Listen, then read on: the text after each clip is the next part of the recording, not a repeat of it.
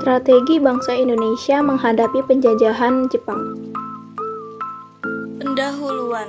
Strategi kerjasama merupakan salah satu strategi bangsa Indonesia menghadapi penjajahan Jepang. Ada beberapa strategi bangsa Indonesia dalam menghadapi penjajahan Jepang. Jepang masuk ke Indonesia secara bertahap, mulai dari daerah yang kaya sumber daya alam di Kalimantan sampai ke Pulau Jawa. 8 Maret 1942 menjadi momen penting setelah Belanda menyerah kepada Jepang di Kalijati. Bagi bangsa Indonesia, peristiwa tersebut menjadi akhir dari kekuasaan kolonial Belanda di Indonesia. Selain itu, peristiwa ini juga menunjukkan bahwa bangsa Belanda yang sudah menjajah begitu lama di Indonesia ternyata juga dapat dikalahkan oleh bangsa Asia. Bagi bangsa Indonesia dalam menghadapi penjajahan Jepang diantaranya 1. Strategi kerjasama. Strategi kerjasama dalam menghadapi penjajahan Jepang selama 3,5 tahun, bangsa Indonesia menerapkan berbagai strategi. Strategi yang digunakan sangat beragam, mulai dari cara-cara halus sampai perlawanan terbuka. Kelompok nasionalis yang sudah ada sejak pergerakan juga memiliki reaksi dan strategi yang berbeda dalam menghadapi Jepang. Kelompok nasionalis ini melakukan strategi kerjasama dengan Jepang, diantaranya Soekarno dan Hatta.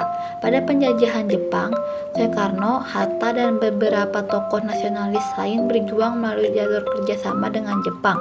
Melalui strategi kerjasama ini, mereka berhasil membangun jaringan sambil meneruskan perjuangan dalam batas-batas yang dimungkinkan.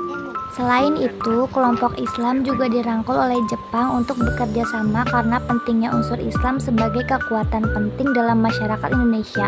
Sebagian pemimpin Indonesia melakukan kerjasama dengan Jepang agar mengetahui cara untuk mencapai kemerdekaan Indonesia. Kelompok-kelompok yang bekerja sama dengan Jepang kemudian menjadi pemimpin dari berbagai organisasi bentukan Jepang. Meskipun awalnya para tokoh nasionalis dimanfaatkan Jepang untuk meraih simpati rakyat, tetapi para pemimpin justru mampu memanfaatkan Jepang.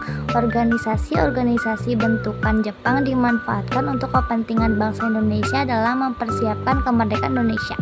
2. Strategi perlawanan. Pada masa penjajahan Jepang, ada beberapa kelompok yang tidak mau bekerja sama dengan Jepang. Selama masa penjajahan Jepang, kelompok ini melakukan berbagai hal seperti membangun jejaring, penyebar propaganda anti Jepang, dan lain sebagainya. Selain itu, ada juga kelompok-kelompok yang melakukan perlawanan secara terbuka kepada Jepang. Perlawanan terjadi di beberapa daerah seperti di Aceh, Blitar, dan Kalimantan Barat. Meski telah melakukan berbagai bentuk perlawanan, semuanya berhasil dikalahkan oleh Jepang.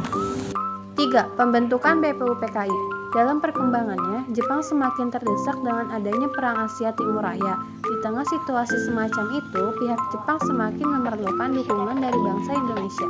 Agar bangsa Indonesia mau terus membantu Jepang, maka Jepang memberikan janji kemerdekaan. Nah, untuk merealisasikan janji tersebut, pemerintah Jepang di Jawa membentuk Badan Penyelidik Usaha-usaha Persiapan Kemerdekaan Indonesia atau yang disebut BPUPKI.